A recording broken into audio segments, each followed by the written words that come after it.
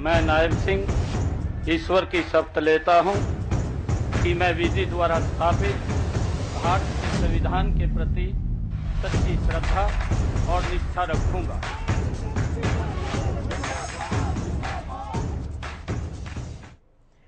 नमस्कार, हरियाणा न्यूज देख रहे हैं आप और मैं हूं आपके साथ ज्योति सांगवान। नायब सैनिक की ताजपोशी। आज हरियाणा को नए सीएम मिल गए हैं नायब सिंह सैनी के तौर पर।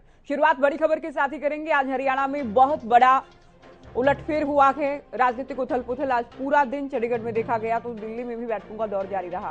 राजभवन में शपथ ग्रहण समारोह हुआ। नायब सिंह सैनी ने शपथ ली है। इनकी टीम के 5 मंत्रियों ने, मंत्रिपरिषद के मंत्रिमंडल के 5 सदस्यों ने भी शपथ ली है। 5 पिछली बार वाले नाम हैं जिनको रिपीट किया गया है। तो बड़ी खबर आपको बता दी, बड़ी जानकारी आपको दे रहे हैं। आज हरियाणा में बड़ा राजनीतिक घटनाक्रम, आज की तारीख ऐतिहासिक तारीख हो गई है हरियाणा की राजनीति में। हरियाणा को नए सीएम मिल गए हैं नायब सिंह सैनी के तौर पर, जिसका कोई कयास, कोई अटकलें, हालांकि खबरें थी अंदर खाते, लेकिन उस तरह की पुख्ता जानकारी सामने नहीं आ रही थी। क्या सीएम चुनाव से ठीक पहले बदल दिए जाएंगे? लेकिन बीजेपी बहुत बार अपने फैसलों से हैरान करती है। नायब सिंह सैनी पार्टी के पुराने कार्यकर्ता रहे हैं, संगठन में जिम्मेदारी निभाते रहे हैं। मनोहर पार्ट 1 में नारायणगढ़ से चुनाव जीते, राज्य मंत्री बने। 2019 में कुरुक्षेत्र से लोकसभा चुनाव जीता। पार्टी की राज्य इकाई की कमान पिछले दिनों ही इन्हें सौंपी गई थी और अब सत्ता की, सरकार की कमान, हरियाणा की कमान इनके हाथों में दे दी गई है। तो ये मनोहर लाल की करीबी माने जाते हैं। आज भी मनोहर लाल की ओर से कहा गया, पूर्व मुख्यमंत्री की ओर से कहा गया कि ये मेरे साथी हैं और संगठन में बेहतरीन ढंग से काम करते रहे।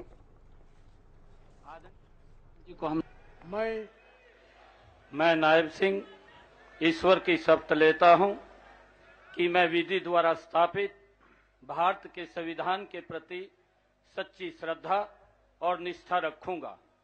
मैं भारत की प्रभुता और अखंडता अक्षुण्ण रखूंगा। मैं हरियाणा राज्य के मुख्यमंत्री के रूप में अपने कर्तव्यों का श्रद्धापूर्वक और शुद्ध अंतःकरण से निर्वहन करूंगा तथा भय या पक्षपात, अनुराग या द्वेष के बिना मैं सब प्रकार के लोगों के प्रति संविधान के और विधि के अनुसार न्याय करूंगा।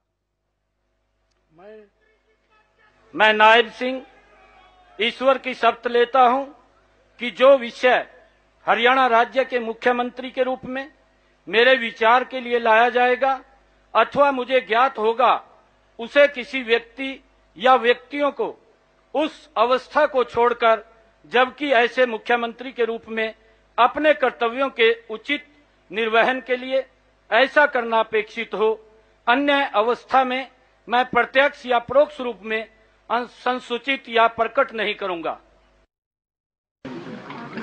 आदरणीय मुख्यमंत्री मनोहर लाल जी जो उनके कार्यकाल में कार्य हुए हैं, उनका धन्यवाद किया है। मैं केंद्रीय नेतृत्व का धन्यवाद करता हूं। देश के यशस्वी प्रधानमंत्री आदरणीय नरेंद्र मोदी जी, हमारे भारतीय जनता पार्टी के राष्ट्रीय अध्यक्ष आदरणीय जगत प्रकाश नड्डा जी और हमारे गृह मंत्री आदरणीय अमित शाह जी और हमारे हरियाणा के इंचार्ज प्रभारी विप्लव देव जी, और जिस सोच के ऊपर ये जिम्मेवारी दी है, आदरणीय मनोहर लाल जी के उस भाव को आगे बढ़ाते हुए मजबूती से हर व्यक्ति तक सरकार पहुंचे, और जिस भाव से मनोहर लाल जी ने कार्य किया है, उस कार्य को आगे बढ़ाते हुए हर व्यक्ति की अपेक्षाओं के ऊपर हमारी ये सरकार पूरा उतरेगी। विधानसभा का 70 वो मंत्रिमंडल के अंदर हमने डिसाइड किया है कि कल 11 बजे हमारे जो नवनियुक्त मंत्री गण हैं सभी, और फ्लोर ऑफ द हाउस विश्वास आदरणीय राज्यपाल जी को हमने कहा है कि कल 11 बजे हाउस बुलाने की हमने बात कही है, और कल उसमें कितने लोगों का समर्थन जो है राज्यपाल जी को दिया गया जब आपने सरकार बनाने का दावा पेश किया? 48 विधायकों का समर्थन पत्र वो आदरणीय राज्यपाल जी, महामहिम राज्यपाल जी को दिया गया है, और कल विश्वास प्रस्ताव भी है, उसको प्राप्त करेंगे विधानसभा के अंदर। ये बताएंगे कैबिनेट। तो 5 तस्वीरें आपको दिखा रहे हैं। नायब सिंह सैनी को आपने सुना ही, उनकी टीम के 5 मंत्रिमंडल के वो सदस्य, वो चेहरे जिन्होंने आज शपथ ले ली है। अभी विस्तार होना है देखिए मंत्रिमंडल का अभी, और ये जल्द इसलिए भी होगा क्योंकि चुनाव भी बेहद करीब हैं, तो जल्द ही नायब सिंह सैनी अपनी टीम का, अपनी कैबिनेट का विस्तार कर सकते हैं। आज उनके साथ साथ 5 मंत्रियों ने भी शपथ ली है। 5 पुराने नाम हैं, कंवरपाल गुर्जर, रणजीत सिंह, मूलचंद शर्मा, जेपी दलाल और बनवारी लाल। ये 5 नाम, ये 5 चेहरे जिन्होंने आज सीएम के साथ शपथ ले ली है। अब क्या इनका पोर्टफोलियो रहेगा और कितना बदलाव किया जाएगा गठबंधन ना रहने पर, जेजेपी के साथ ना रहने पर, और निर्दलियों में से भी जिन्हें शामिल किया जाएगा उनके क्या क्या विभाग रहेंगे, बहुत सारी बातें हैं। और कब तक विभागों को लेकर तस्वीर साफ हो जाएगी, कब तक विस्तार हो जाएगा, इसका अभी इंतजार करना होगा। कुछ खास मेहमान हमारे साथ जुड़ गए हैं, चर्चा हम कर लेते हैं। बीजेपी से प्रवक्ता भूपेंद्र सिंह गहलोत जुड़े, कांग्रेस से हनुमान वर्मा जी, रजवन डहीनवाल हमारे साथ इनेलो से जुड़ गए हैं, प्रियदर्शनी सिंह आम आदमी पार्टी से प्रवक्ता हमारे साथ स्टूडियो में है। स्वागत है आप सभी का। शुरुआत गहलोत साहब आपसे। बीजेपी अगला कदम क्या उठाने वाली है, बीजेपी का अगला फैसला क्या होगा? अनुमान लगाना बेहद बेहद कठिन है, बेहद मुश्किल है। कल पीएम सीएम की तारीफ कर रहे थे मनोहर लाल की, और आज सीएम से पूर्व सीएम हो गए, प्रदेश अध्यक्ष जो थे वो मुख्यमंत्री हो गए। चुनाव से ठीक पहले कैसे देखे हरियाणा की जनता इस फैसले को? देखिए ज्योति जी, सबसे पहले तो मैं आपको, पैनलिस्ट साथी को और दर्शकों को राम राम करता हूँ। राम राम। और हमारे यहाँ जो भारतीय जनता पार्टी है उसमें किसी को हटाया नहीं जाता। हमारे यहाँ जिम्मेवारी दी जाती है। हाई कमांड जिस आदमी को जो जिम्मेवारी देखता है कि वो उसको कितने अच्छे से उसका पार्टी का फायदा होगा और लोगों का फायदा होगा, वो जिम्मेवारी देने का काम करते हैं। माननीय मनोहर लाल जी को 9.5 साल तक मुख्यमंत्री जी की जिम्मेदारी दी। अभी उनको कोई बड़ी जिम्मेदारी देने की बात आएगी, क्योंकि जो लोग जितना बड़ा काम करते हैं उनको हमारी पार्टी उतना ही बड़ा सम्मान देती है, उतना ही बड़ा पद देती है। आदरणीय हमारे जो मनोहर लाल जी आज नायब सैनी जी जो आज मुख्यमंत्री बने, सबसे पहले तो मैं उनको बधाई देता हूँ। और जो 9.5 साल में माननीय मुख्यमंत्री मनोहर लाल जी ने जो हमारे प्रदेश की सेवा की, किस तरह से उन्होंने भ्रष्टाचार को खत्म करने का प्रयास किया, किस तरह से बगैर खर्ची पर्ची से नौकरियां दी, और किस तरह से ट्रांसफर पॉलिसी लेके आए, और किस तरह से जो कल्याणकारी योजनाएं थी उनको पोर्टल के माध्यम से हर आदमी के पास पहुंचाने का काम किया, उसी को आगे बढ़ा रखते हुए आज हमारे माननीय मुख्यमंत्री नायब सैनी जी ने कहा है कि उसी को आगे बढ़ा करके, और जो कमी रह गई थी, पहली बात तो कमी रही नहीं, लेकिन उसको भी आगे बढ़ाकर जो आखिरी लाइन में भी गरीब से गरीब व्यक्ति बैठा है, उससे हर जो कल्याणकारी योजनाएं सरकार ने लागू की है उनको पहुंचाने का काम हमारी सरकार करेगी। और देखना, ये देखिए, ये तो अलग बात है आप किस पार्टी को क्या, किस आदमी को क्या जिम्मेवारी देते हैं, और हमारी पार्टी जो गरीब से गरीब लोग बैठते हैं, और ये हमारा एक नारा भी है, सबका साथ, सबका सम्मान, सबका विकास, सबका विश्वास। हमारी पार्टी 36 बिरादरी के लोगों को लेकर के, और ये हमारी सरकार काम करती है, और हमारी सरकार में सभी वर्गों का प्रतिनिधित्व होता है, चाहे वो बीसी वर्ग से हो, चाहे एससी वर्ग से हो, चाहे जनरल वर्ग से हो। हमने देखिए माननीय जब राष्ट्रपति जी का चुनाव हुआ था, तब भी हमारे जो सबसे अति पिछड़े हिस्से थे उनको बनाने का काम हुआ था। हमारे यहाँ ये नहीं है। हमारे यहाँ ना तो भाई भतीजावाद है, ये तो है नहीं कि भाई एक चीफ मिनिस्टर हटेगा तो उसका बेटा बन जाएगा, उसका बेटा हटेगा तो पोता बन जाएगा। हमारे यहाँ नहीं है। हमारे यहाँ तो सबका साथ लेकर के, और ना क्षेत्रवाद है ना भाई भतीजावाद है। हम सबका कल्याण करने की बात हमारी पार्टी करती है, और उसी को नायब सैनी जी पूरा करेंगे। और हमारी सरकार देखिए 2019 में भी 10 की 10 सीटें जीती थी, लोगों का समर्थन हमें प्राप्त है। और लोग, कितने लोग भारतीय जनता पार्टी और माननीय हमारे नरेंद्र मोदी जी और हमारे प्रदेश में मनोहर लाल जी के नेतृत्व में कितने लोग हमारी पार्टी में शामिल हुए हैं, हमारी नीतियों से प्रभावित होकर लोग आ रहे हैं। और अब की बार भी 2024 में भी 10 की 10 सीटें पार्लियामेंट लोकसभा की हम जीतने का काम करेंगे, इसमें किसी किस्म का कोई शक करने की जरूरत नहीं है। हनुमान वर्मा जी, मुख्यमंत्री बदल दिए गए हैं, और पूर्व मुख्यमंत्री मनोहर लाल की ओर से भी कहा गया कि जिन नीतियों को लेकर हम आगे बढ़ रहे थे हरियाणा के हित में, उस दिशा में हम निरंतर काम करते रहेंगे। अब ये बहुत बड़ा प्रयोग तो है भारतीय जनता पार्टी का, लेकिन फिर भी बीजेपी आश्वस्त है इस बात को लेकर कि हम 400 पार एनडीए के नाते करने वाले हैं, 370 पूरे देश में बीजेपी और हरियाणा में सभी 10 सीटें जीतने वाले हैं। ज्योति जी, तो जो नए सीएम बने हैं और उनकी जो कैबिनेट बनी है उन सभी को बधाई देता हूं, लेकिन सीएम बदलने से कोई हरियाणा नहीं बदलेगा। यही 5 जो कैबिनेट के मंत्री ये पहले भी थे। जिस तरीके से किसानों को दुखी करा, जिस तरीके से पिछड़ा वर्ग को दुखी करा, जिस तरीके से सारे लोग आंदोलनरत थे, चाहे मैं किसान की बात करूं, चाहे कर्मचारी की बात करूं, चाहे व्यापारी की बात करूं, सारे के सारे आंदोलनरत थे। अब क्या बदल जाएगा? एक चेहरा बदलने से कुछ होने वाला नहीं है। ये लोग तो एक बैकवर्ड का चेहरा लाके ये चाहते हैं कि बैकवर्ड इनके साथ आ जाएगा, ऐसा कुछ होने वाला नहीं है। अब तो कोई भी वर्ग भारतीय जनता पार्टी के साथ आने वाला नहीं है। और ये मेरे साथी जो कह रहे थे, इनका उल्टा होगा। 10 की 10 लोकसभा भारतीय जनता पार्टी हारने जा रही है और इंडिया गठबंधन 10 की 10 लोकसभा जीतने जा रहा है, क्योंकि हर वर्ग को दुखी कर दिया गया है। आज किसान आंदोलन पे बैठे हैं, आपने देखा हो कितने बड़े बड़े बैरिकेड्स लगा दिए और गोलियां तक उनके ऊपर चला दी। और ये तो कह रहे थे ये गोलियां नहीं है, वो तो सामने आ गई थी सारी चीजें। कैसे एक पार्टी का प्रदेश अध्यक्ष सरेआम मार दिया जाता है। कानून व्यवस्था जीरो थी। हम तो जो नए मुख्यमंत्री हैं आज जो बने हैं, नायब सिंह सैनी जी, भगवान इनको सद्बुद्धि दे और कोई अच्छा काम जो 2 महीने इनके पास बचे हैं, क्योंकि 4 महीने टोटल 6 महीने की बात है। 4 महीने तो इस लोकसभा चुनाव में चले जाएंगे, उसके बाद 2 महीने बचते हैं। अगर ये सही में कुछ करना चाहते हैं तो इस प्रदेश के लिए कोई बढ़िया योजना बना दें।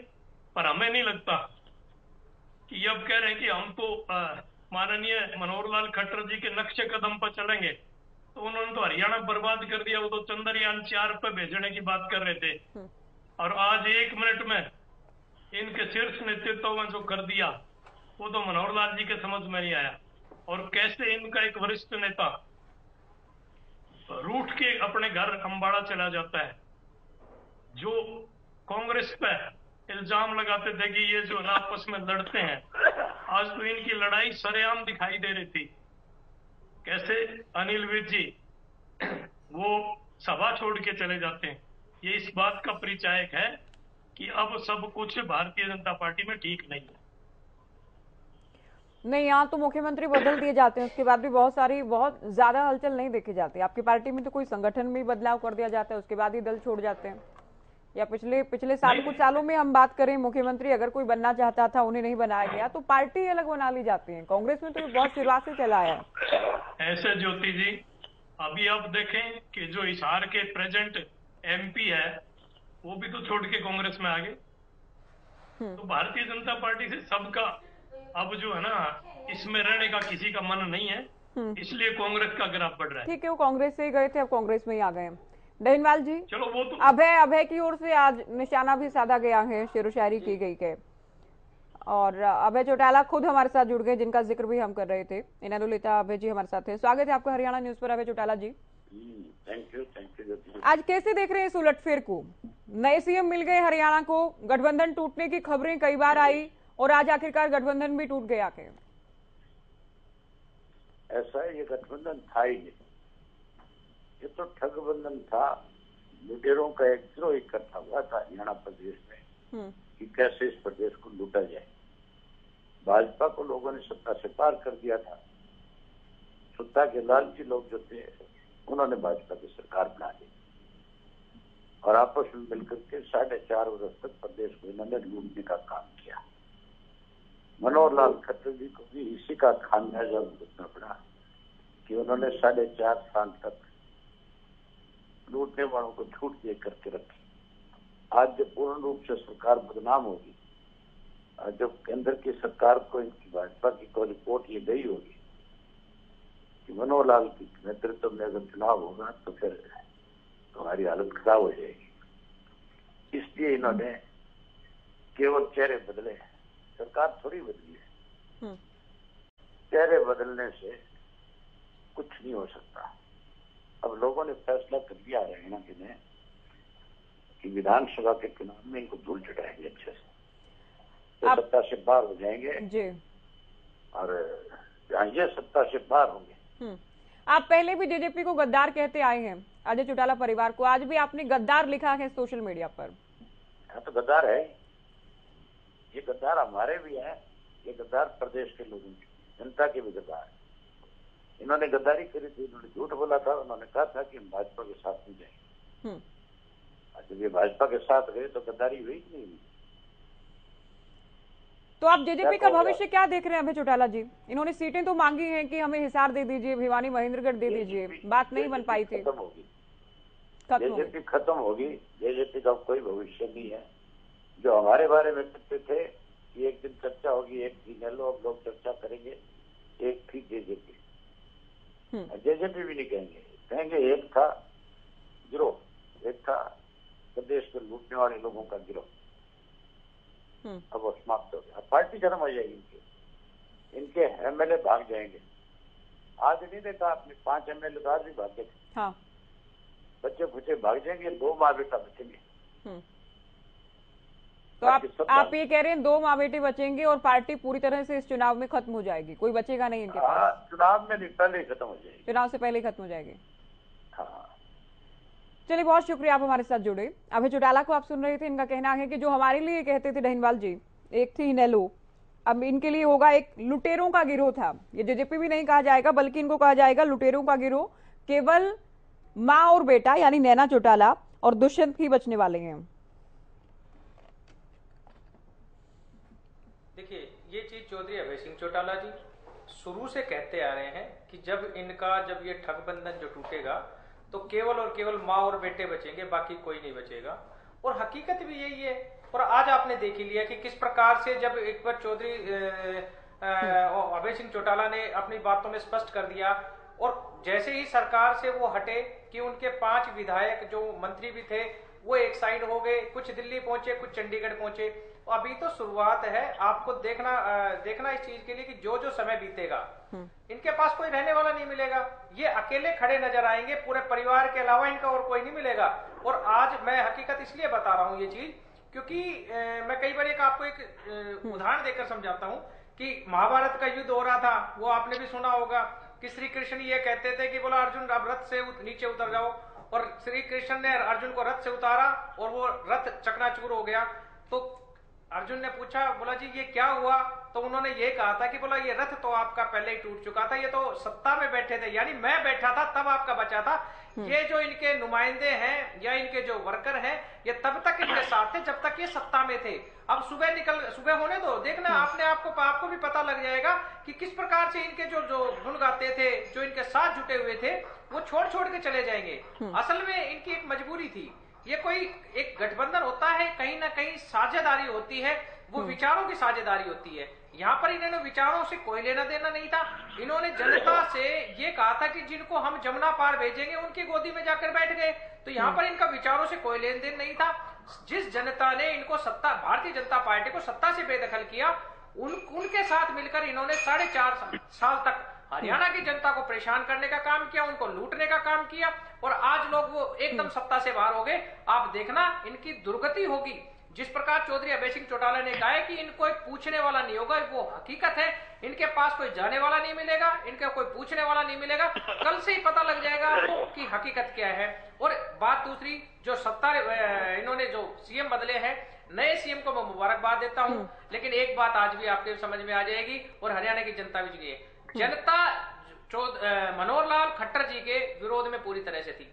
जिस प्रकार से हरियाणा में उनका विरोध चल रहा था, भारतीय जनता पार्टी ने उनको समय रहते तो खैर नहीं बदला, लेकिन ऐसे मौके पे बदला है कि उनको पता लग गया था कि ये जो बार-बार 400 पार की बात कर रहे हैं, या 400 पार तो बहुत दूर की बात थी, यहाँ पे 10 की 10 सीटों की बात कर रहे थे।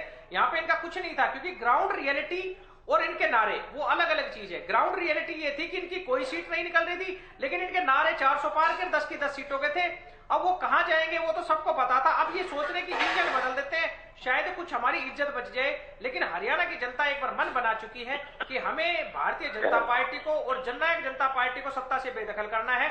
सत्ता से बेदखल जेजेपी तो खुद हो गई, जो भारतीय जनता पार्टी के चंगुल में फंस गई थी वो हो गई। अब भारतीय जनता पार्टी बची है, आने वाले समय में चुनाव नजदीक है, वो इनको भी सत्ता से बेदखल कर देंगे।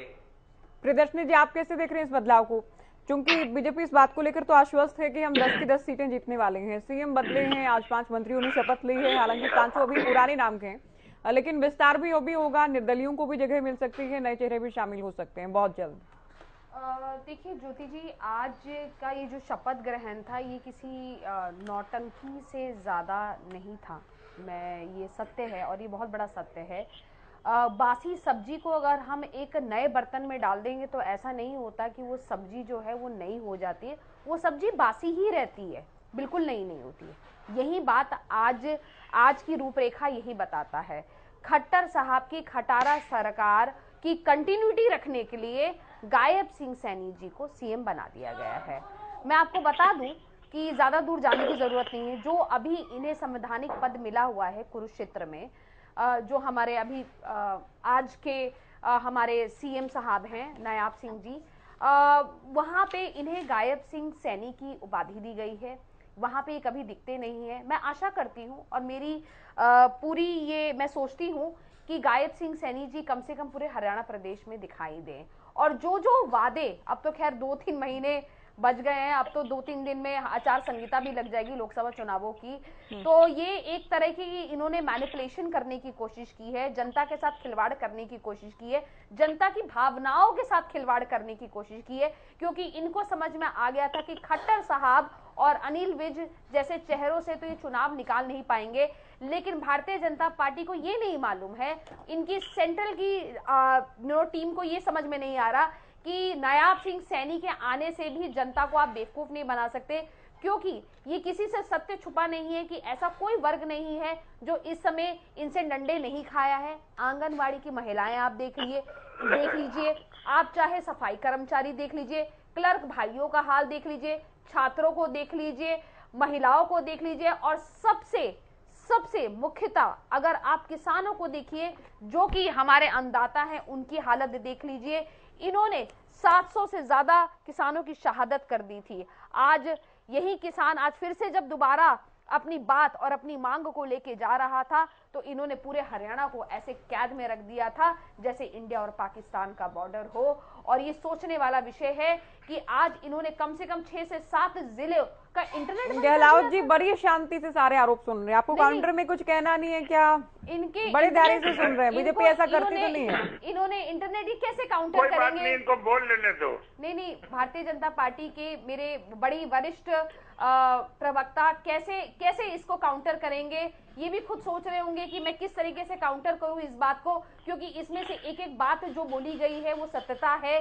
पेपर पहचान पत्र का मामला किसी से छुपा नहीं है। अगर भारतीय जनता पार्टी की जो कि सरकार जाने ही वाली है 2024 में, उसके बाद आप देखेंगे कि हरियाणा का सबसे बड़ा स्कैम अगर कोई निकलेगा तो ये आप देखिएगा पहचान पत्र निकलेगा, और इसमें इस हमाम में सब नंगे हैं और पता लग जाएगा कि इसमें सब इन्वॉल्व थे, सबकी करी धरी थी। अनिल विज जी को क्यों हटाना पड़ा? अनिल विज जी क्यों नाराज होके चले गए? क्यों उनके साथ उनका मंत्री पद हटा दिया गया? क्या कारण है नाराज होके चले गए थे? इसके पीछे सबसे बड़ा कारण यह है कि अनिल विज जी ने कोई काम ही नहीं किया था। मैं कितनी बार आप ही की डिबेट में आके ये बोल चुकी हूँ कि मुख्यमंत्री और गृह राज्य मंत्री का कोई एक दूसरे से समन्वय ही नहीं था। कोई भी घटना होती थी तो ये बोलते थे जी मेरे को तो पुलिस वालों ने इन्फॉर्म ही नहीं किया, मुझे सीआईडी ने इन्फॉर्म ही नहीं किया। अरे आप गृह मंत्री हैं, इस प्रदेश की एडमिनिस्ट्रेशन की जिम्मेदारी तो सीआईडी उनको रिपोर्ट नहीं करती थी ना, आप जानती होंगी क्या? और हालांकि उन्होंने ये कभी नहीं कहा कि पुलिस ने नहीं बताया, सीआईडी ने नहीं बताया। उन्होंने बोला है कि सीआईडी होम मिनिस्ट्री के अंडर नहीं थी, आप जानती होंगी। लेकिन उनको कैसे नहीं मालूम? नूह के दंगे हुए, उनको कुछ पता ही नहीं है। ऐसे गृह राज्य मंत्री हमें चाहिए। आप ये देखिए, खुलेआम एक प्रदेश के अध्यक्ष को, इनेलो जैसी पार्टी के प्रदेश के अध्यक्ष को मार दिया जाता है खुलेआम, और उसके बाद कोई स्टेटमेंट नहीं आती, कुछ नहीं आती है। हाँ, कार्रवाई चल रही है। अरे परिवार तक को इन्होंने नहीं बताया कि क्या घटना हो रही है, क्या कार्रवाई हो रही है, कुछ भी हिरासत में नहीं लिया गया। जींद में खुलेआम गोलीबारी हुई। रोहतक में एक महिला और उसके बच्चों के सामने उसके पति का हत्याकांड कर दिया गया। मतलब कि क्या खुलेआम आपने गुंडागर्दी मचा ली है, मतलब जंगल राज लगने लगा है। 7 बजे से पहले अगर कोई महिला निकलती है घर से अगर निकल जाए तो घर वालों को चिंता हो जाती कि पता नहीं बिटिया बहू या बेटी घर पे वापस आएगी भी या नहीं आएगी।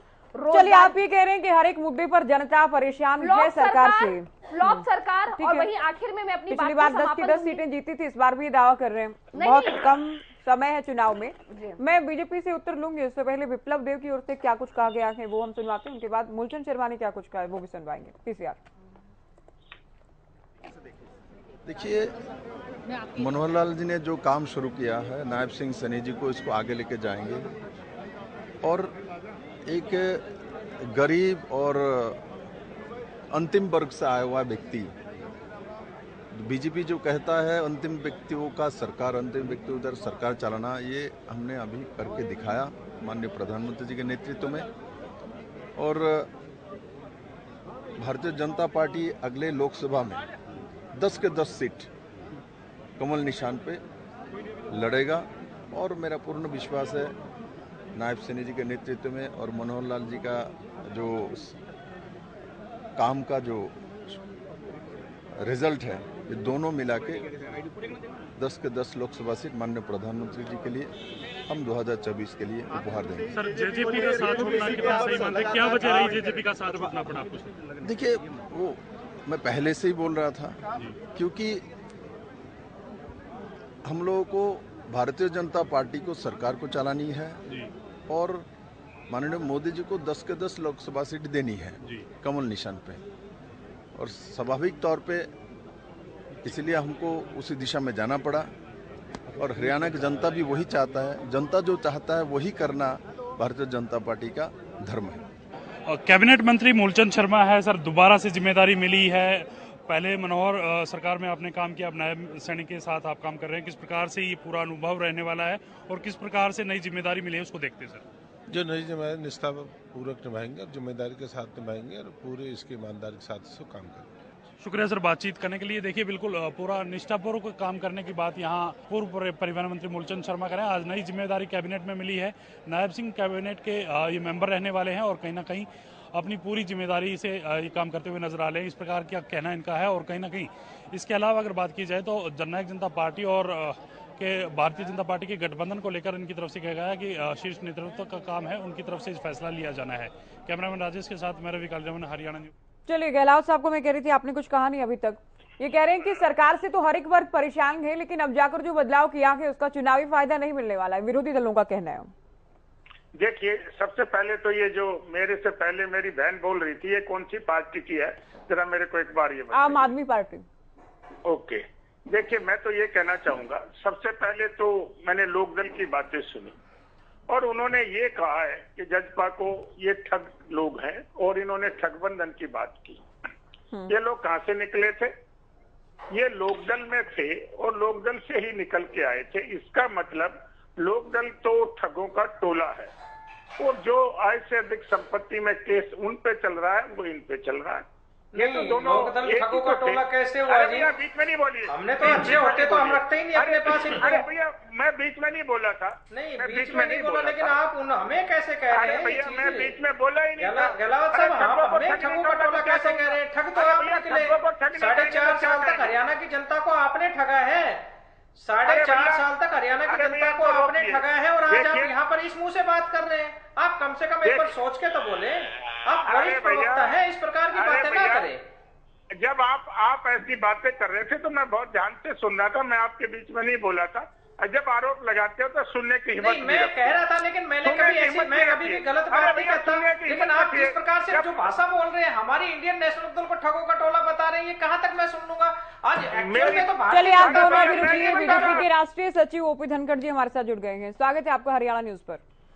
जी धन्यवाद। ओपी धनखड़ जी, कैसे देख रहे हैं आज जो बहुत बड़ा राजनीतिक उलटफेर हुआ है? सीएम बदल गए हैं और सीएम के साथ साथ जाहिर है संगठन में भी बदलाव होंगे। 5 पुराने ही नाम के, लेकिन 5 मंत्रियों ने भी शपथ ली है। आने वाले दिनों में विस्तार भी होगा, तो चुनाव से ठीक पहले इस बदलाव को आप कैसे देख रहे हैं? देखिए, सबसे पहले तो मैं नायब सैनी जी अच्छे इंसान हैं, मुख्यमंत्री बने हैं, उनको बधाई देता हूं, उनकी सफलता की शुभकामनाएं देता हूं। और मनोहर लाल जी, उनके जो है वो क्या कहते हैं, पहले भी उनके वो रहे हैं, नायब उनका शागिर्द रहा है और इससे पहले वो थे, उन्होंने भी अच्छा काम किया, उनको भी इस बात के लिए बधाई देता हूं कि उन्होंने अच्छा काम किया, हरियाणा को संभाला। तो 9.5 साल तक उन्होंने भी अपना जो है वो जो भी वो अपनी तरफ से बेस्ट कर सकते थे उसका प्रयास किया हरियाणा के लिए। अच्छा देखिए, जो मंत्री बने हैं जी कंवरपाल जी गुज्जर, मूलचंद जी शर्मा, चौधरी रणजीत सिंह जी, जेपी दलाल जी, डॉक्टर बनवारी लाल जी, उन सबको भी मैं शुभकामनाएं देता हूँ। ज्योति धनखड़ साहब, कारण क्या समझे जाए, कैसे समझा जाए? कल ही पीएम तारीफ कर रहे थे मनोहर लाल की, आज वो सीएम से पूर्व सीएम हो गए हैं, तो चुनाव से ठीक पहले उनकी अगुवाई में चुनाव न लड़कर नायब सिंह सैनी को लाना, क्या जातिगत समीकरण साधे गए हैं बीजेपी की ओर से? देखिए, बीजेपी तो राष्ट्रवाद की राजनीति करती है, जाति में विश्वास नहीं रखती है, और भाजपा तो जो है सबका साथ, सबका विकास, सबके विश्वास, सबका प्रयास, इसके लिए जानी जाती है। तो उस नाते से बीजेपी के बदलावों को जातिवादी दृष्टि से देखना मुझे लगता है कि वो अधूरा है जो है। जी, तो जातिगत समीकरण नहीं साधे गए, आप ये मान रहे हैं?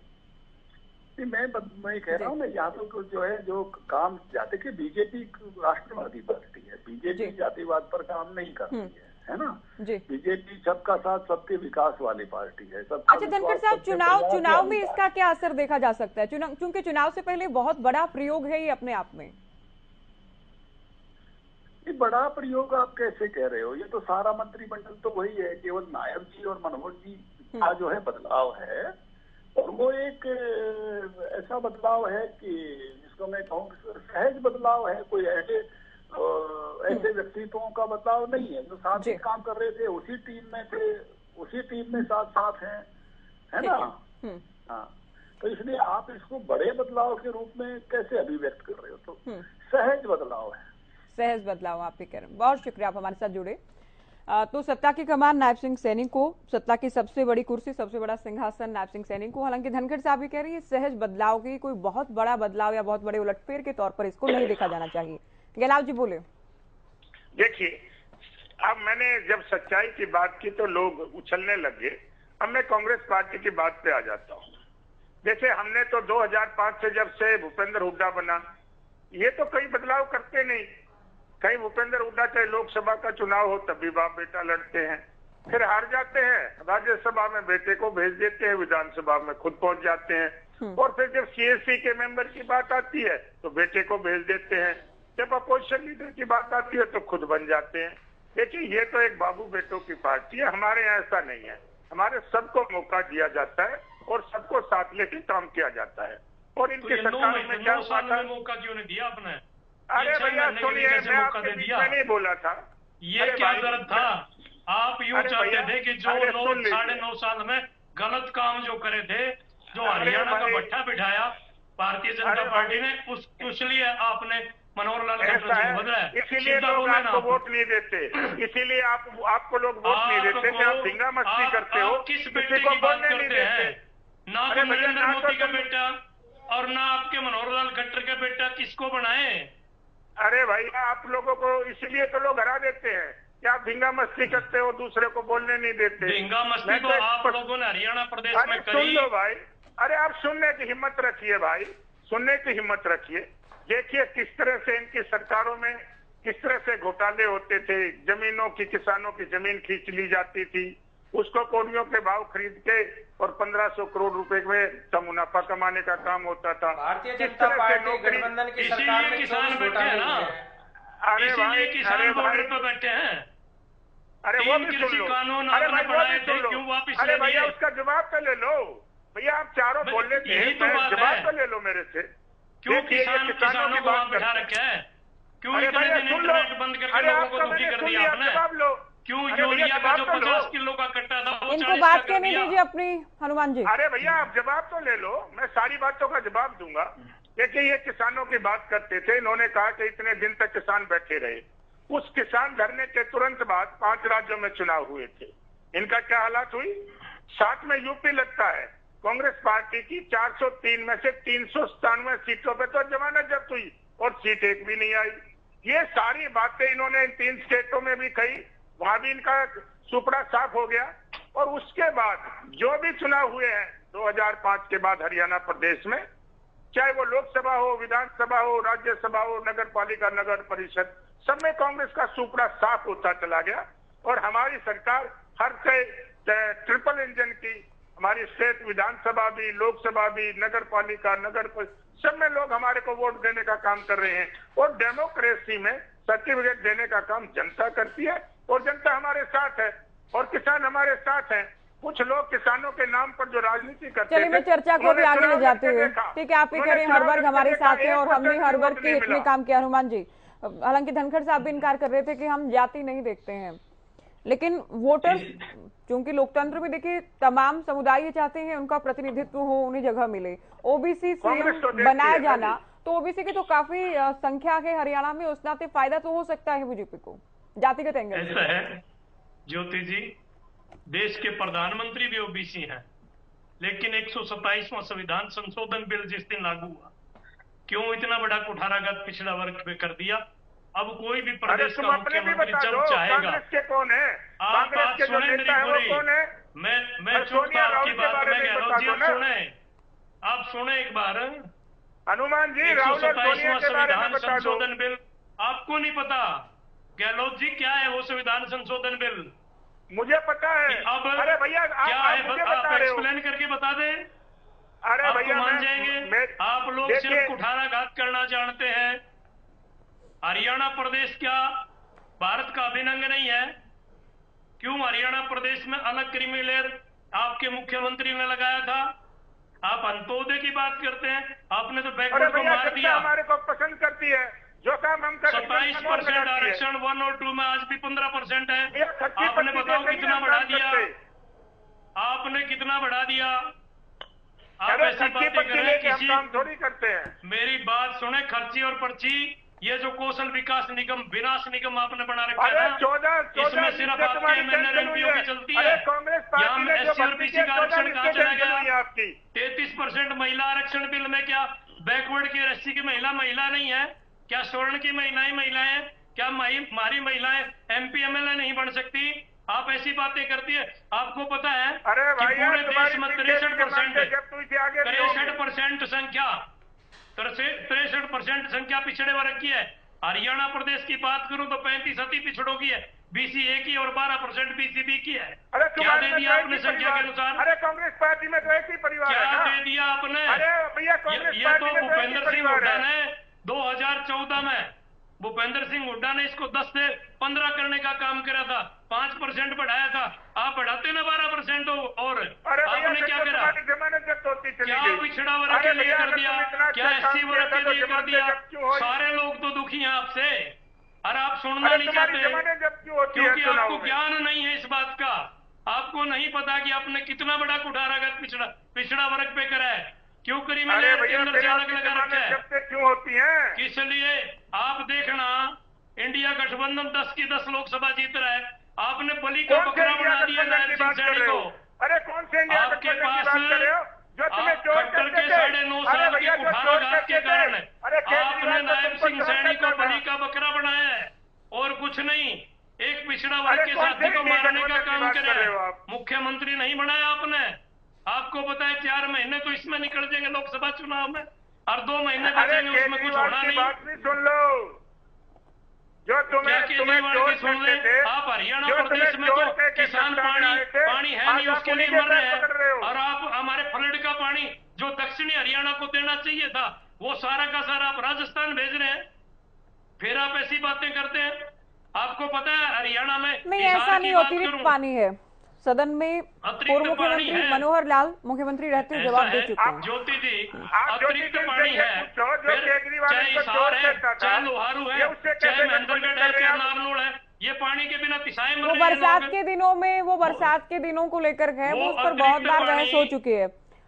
दहीवाल जी, अतिरिक्त पानी भी वहां जा कल पहली परीक्षा होगी। हालांकि आज 48 विधायकों के साथ सरकार बनाने का दावा भी पेश कर चुके नायब सिंह सैनी।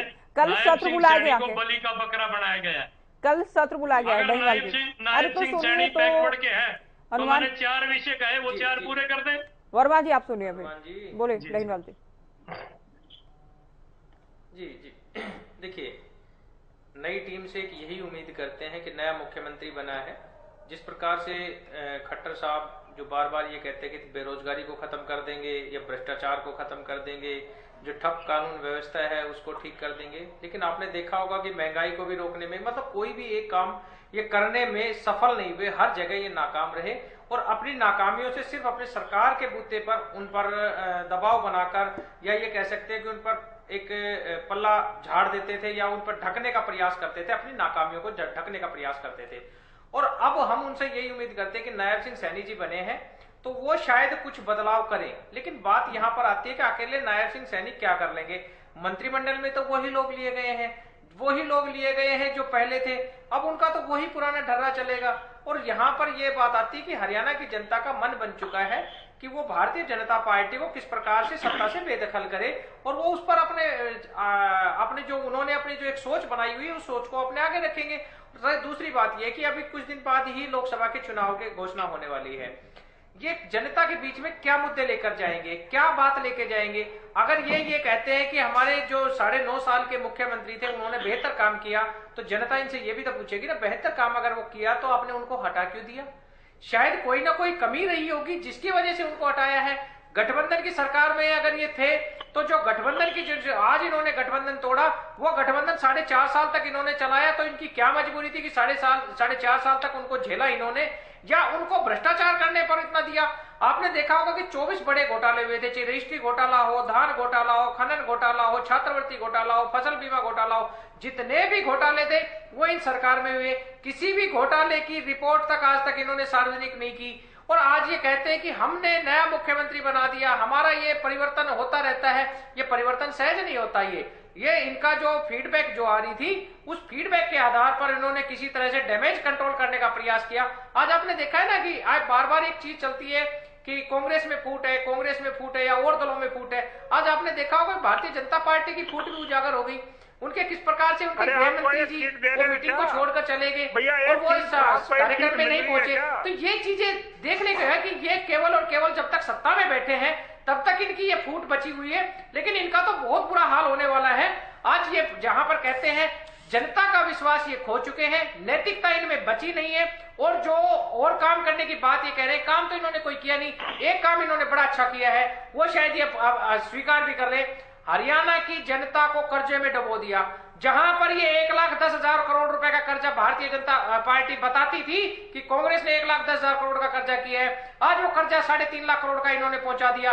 और जबकि विकास की अगर बात करें तो विकास कुछ हुआ नहीं, और अगर विकास किया होता तो कल आप देखिए किस प्रकार से नरेंद्र मोदी जी खट्टर साहब की प्रशंसा कर रहे थे, और आज एक दिन में ऐसा क्या हो गया कि उनकी प्रशंसा करने वाले व्यक्ति को एकदम हटा दिया। इसका मतलब कहीं ना कहीं इनकी हो सकता है उन्हें कहीं और जिम्मेदारी दी जाए। लेकिन मनोहर लाल बार बार ही कहते रहे कि वो एक निष्ठावान कार्यकर्ता हैं, समर्पित कार्यकर्ता हैं, जो भी संगठन उन्हें जिम्मेदारी देता आया कि वो निभाते आए हैं और आगे वो निभाते रहेंगे। बिल्कुल मना नहीं कर रहे, आगे भी कोई ना कोई जिम्मेदारी उन्हें दी जाएगी। समर्पित इस बात के भी संकेत सामने आए। लेकिन आप एक चीज मुझे बताएं, एक चीज मुझे बताएं, जेजेपी की जो गठबंधन की सहयोगी है, एक चीज मेरे को बताएं, एक चीज मेरे, जेजेपी जो इनके गठबंधन की सहयोगी थी, जो एक सीट मांगते थे, वो एक सीट मांगने की बजाय उनको तो गठबंधन से ही बाहर कर दिया। अब ये बताएं कि क्या वो गलत है या सही है, ये तो यही चीज बताएंगे कि 4.5 साल इस पर तो अब रोजाना ही चर्चा होनी है। चुनाव में जब एक दूसरे के सामने चुनाव लड़ेंगे, मैदान में होंगे, तब भी रोजाना सवाल होंगे। मैं आऊंगी प्रियदर्शनी जी, आपका रुख में करूं उससे पहले हम सुनाते हैं कमी छोटी है। देवेंद्र बबली और जोगीराम सिहाग ने हरियाणा न्यूज से खास बातचीत की है, क्या कहा है दोनों ने, सुने।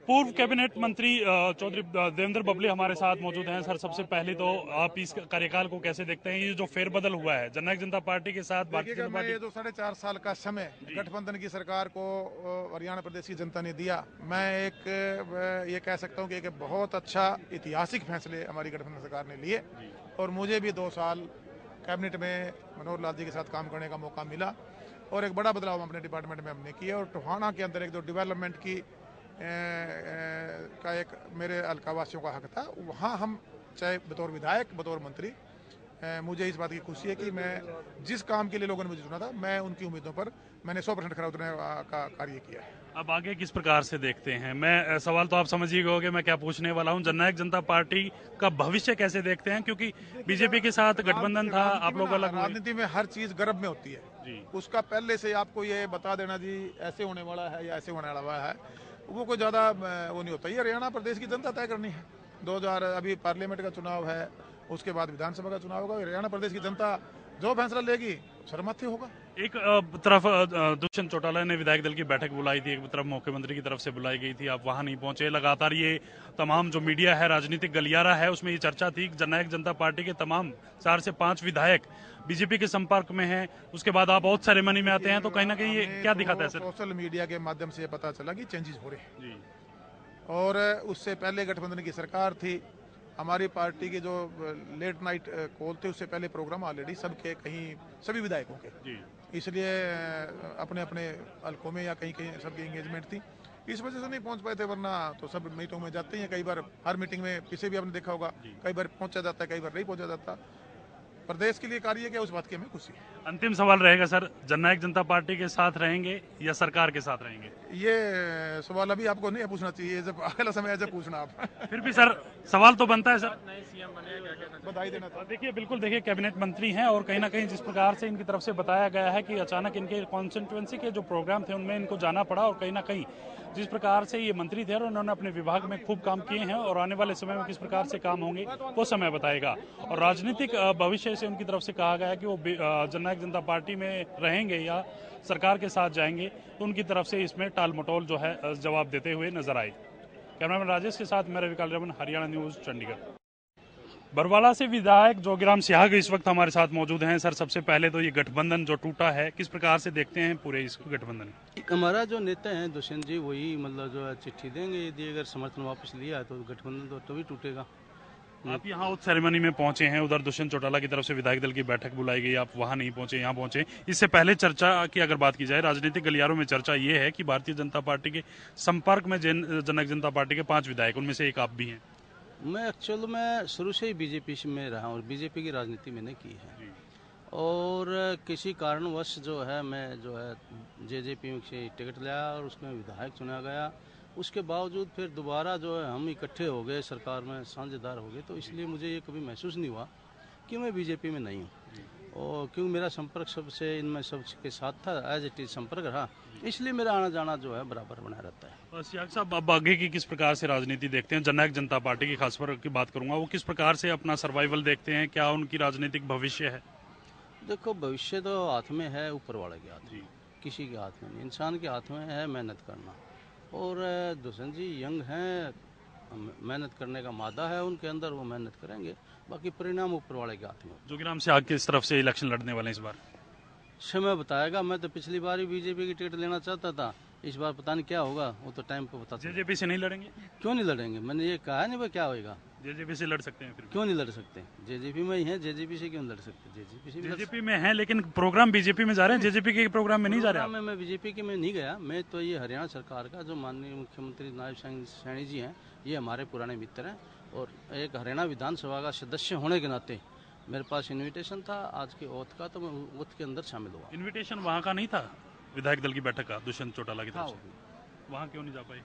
वो राजनीतिक था और यहाँ मतलब जो है प्रोटोकॉल के हिसाब से हमारा बनता। ठीक है सर। और ये देखिए बिल्कुल, ये जोगीराम सिहाग साहब थे और उनकी तरफ से किस प्रकार से तमाम बातें की गई। इनकी तरफ से कहा गया कि इनकी विचारधारा जो है वो भारतीय जनता पार्टी की रही है और जननायक जनता पार्टी से किसी कारण उनको इलेक्शन लड़ना पड़ा और कहीं ना कहीं ये पूरा जो समीकरण बैठा है वो कहीं ना कहीं आने वाले समय में किसी प्रकार से वो कहीं से भी इलेक्शन लड़ सकते हैं, जननायक जनता पार्टी से भी लड़ सकते हैं, बीजेपी से भी लड़ सकते हैं, इस प्रकार की बात वो करते हुए नजर आए हैं। कैमरामैन राजेश के साथ मैं रविकाल रमन, हरियाणा। प्रियदर्शनी जी, कैसे देख रहे हैं जेजेपी की हालत को? पहले सीट नहीं मिली, उसके बाद गठबंधन टूटा, सरकार से गए, अब विधायक भी बीजेपी के साथ जा रहे हैं। देखिए, मैं तो जेजेपी की हालत को हमेशा एक ही बात बोलती हूँ कि बड़े बेआबरू होके निकले तेरे कूचे से सनम, ना घर के रहे, ना घाट के रहे, ना इधर के रहे, ना उधर के रहे। और 100 बात की एक बात की, जिसने अपने दादा की कसम झूठी खा ली हो, जिसने अपने पूर्वजों की कसम झूठी खा ली हो, जो मतलब जनता की कसम जिसने झूठी खा ली हो, तो उसकी बात का क्या ही विश्वास करेगी जनता। तो मुझे लगता है कि इसके बारे में तो मुझे लगता है खत्म पार्टी के बारे में बात करने से मुझे लगता है कि आप इतना बड़ा चैनल है और इतनी बड़ी एंकर है, उनके बारे में क्या ही चर्चा की जाए, ये खत्म कहानी है। लेकिन एक जो खत्म कहानी हो जाएगी 2024 के बाद, उसके बारे में जरूर चर्चा करनी चाहिए। ये कितनी भ्रष्ट सरकार है, इसी से पता लगता है कि इन्होंने टेप लगाने की कोशिश की और मैं आपको बताऊं, ये जो खलबली हो रही थी, इसको आज मैं सुबह से एनालाइज कर रही थी और इसको हमारी जो प्रदेश की टीम है उन्होंने भी एनालाइज किया। ये बेसिकली इंडिया गठबंधन से, चाहे ये माने स्वीकार करें या ना करें, लेकिन इंडिया गठबंधन से कहीं ना कहीं ये बुरी तरीके से डर चुकी है भारतीय जनता पार्टी।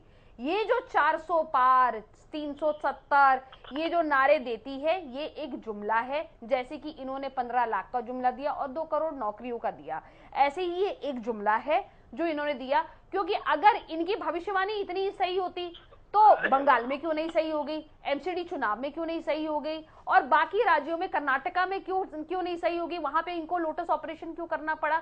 इसका मतलब कि इनसे ये पता लगता है कि इनके ये जुमले हैं, अंदर से ये डरी हुई है। अगर आप डरे नहीं हो तो खट्टर साहब के फेस पे लड़ते, लेकिन आपको पता था कि आप बुरी तरीके से हारने वाले हो, आपकी फजीहत होने वाली है। और ये पहली बार नहीं है।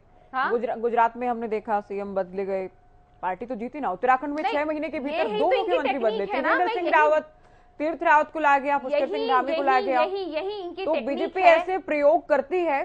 और बीजेपी में सुनिए, जिस चेहरे को दूसरी जिम्मेदारी दी जाती है या जिनसे जिम्मेदारी ली जाती है वो नाराज नहीं होते हैं, वो पार्टी के खिलाफ नहीं जाते। मुख्यमंत्री को लेकर ही मैं बात कर रही हूँ। नहीं, अगर आपने काम किया आज मनोहर लाल की ओर से कहा गया कि जो भी संगठन या हाईकमान जो भी जिम्मेदारी संगठन में देगा मैं निभाऊंगा। वो तो मजबूरी है उनके वो कौन से जिसको कहते हैं मतलब भारी भरकम जनता के नेता हैं। अरे संगठन के नेता थे, संगठन में जाएंगे कहाँ? उनके पास कोई इसके अलावा चारा बचा है? भारतीय जनता पार्टी में अमित शाह जी और मोदी जी के अलावा किसी की नहीं चलती है, और वहां पे प्रजातंत्र नाम की कोई चीज नहीं है। तानाशाह हैं ये दोनों, ये सबको मालूम है। इन्होंने वसुंधरा राजे को निपटा दिया, इन्होंने शिवराज सिंह चौहान को निपटा दिया, तो खट्टर साहब कौन से खेत की मूली हैं? वो तो निपट ही गए हैं। नहीं, 2 बार के मुख्यमंत्री हैं हरियाणा के। नहीं, 2 बारी के मुख्यमंत्री हैं, लेकिन आप ये बताइए ना, इन्होंने पहले काम क्या किया है? संगठन में जिम्मेदारी को निभाते रहे। ज्यादा बड़ी बात नहीं। मैं भारतीय जनता पार्टी के प्रवक्ता, अंतिम कमेंट इस बात का, आपके विरोधी दल ये कह रहे हैं कि चुनाव से पहले एंटी इनकम्बेंसी से बचने के लिए किया गया कि चेहरा बदला गया। देखिए ज्योति जी, मुझे हंसी आ रही है, ये मेरी बहन जिस तरह की बातें कर रही है। सबसे झूठा व्यक्ति जो इंडिया की राजनीति में है, पहला व्यक्ति अगर कोई प्रमोशन हो गया और अपने गुरु से मिलने जाए, उस गुरु ने मिलने से भी इनकार कर दिया हो, और जो 1 बोतल के साथ 1 बोतल फ्री बेचने की स्कीम लेके आया हो। आप हरियाणा की बात करिए सर, हरियाणा की बात करिए सिंह साहब। अरे भैया, अरे सुन लो, हरियाणा की बात कर लो। हरियाणा की बात करिए। केजरीवाल, हरियाणा को हम 1 बूंद भी पानी नहीं देंगे पंजाब में जाकर के। क्या कहता है भगवत मान? हरियाणा को हम 1 बूंद भी पानी नहीं देंगे। अरविंद जी तो बोल रहे हैं प्रधानमंत्री बुला लें, SYL पे बोल रहे हैं। क्या बात करते हो? अरविंद जी बोल रहे हैं प्रधानमंत्री मुझे 15 मिनट दे, मैं आ जाऊंगा, बातचीत कर लूंगा, सोल्यूशन निकाल दूंगा। अरविंद जी ने खुद बोला है, प्रधानमंत्री समय नहीं दे रहे। 3 मंत्री जेल में है, 3 मंत्री। ये तो आप लोगों का नाटक है। आप लोग नहीं, ये तो आप लोगों का नाटक है सिंह साहब, इस तरीके से भेजने का। ईडी और चलिए अंतिम कमेंट हनुमान जी आपसे अंतिम कमेंट रहेगा। भी जमानत नहीं मिली, जेल में पड़े हुए हैं तुम्हारे। देखिए अब थोड़े बहुत समीकरण, आज दीपेंद्र हुड्डा ये कह रहे हैं कि अभी गठबंधन तोड़ा है, कहीं ना कहीं हमारी वोट में भी सेव करने के प्रयास कर रहे हैं। तो आपको लगता है कि कांग्रेस को भी नुकसान होगा गठबंधन? कांग्रेस को कोई नुकसान नहीं होने वाला। नहीं, कांग्रेस की वोट है, कांग्रेस की वोट तो है। बताओ कैसे बातें कर रहे हैं? नहीं, ऐसा नहीं, मुख्य विपक्षी पार्टी है। पिछली बार हिसार के अलावा हर जगह मुकाबला इनसे ही था। वो लोग जब टूट गया था इसलिए, नहीं तो 5 लोकसभा में हिसार के अलावा हर जगह दूसरे नंबर पर थे। उसके बाद मुख्य विपक्षी पार्टी भी बने और दीपेंद्र की ठीक है। चलिए बहुत शुक्रिया आप सभी का, शुक्रिया आप लोगों ने वक्त दिया। तो चर्चा हरियाणा में जो बड़ा उलटफेर हुआ है, नायब सैनिक की ताजपोशी हुई है, बड़ी जिम्मेदारी इनके कंधों पर, और बड़ी जिम्मेदारी के साथ साथ लोकसभा चुनाव और उसके बाद आगामी विधानसभा चुनाव को लेकर चुनौतियां भी इनके सामने रहने वाली हैं। फिलहाल दीजिए इजाजत, नमस्कार। मैं नायब सिंह ईश्वर की शपथ लेता हूं कि मैं विधि द्वारा स्थापित भारत के संविधान के प्रति सच्ची श्रद्धा और निष्ठा रखूंगा।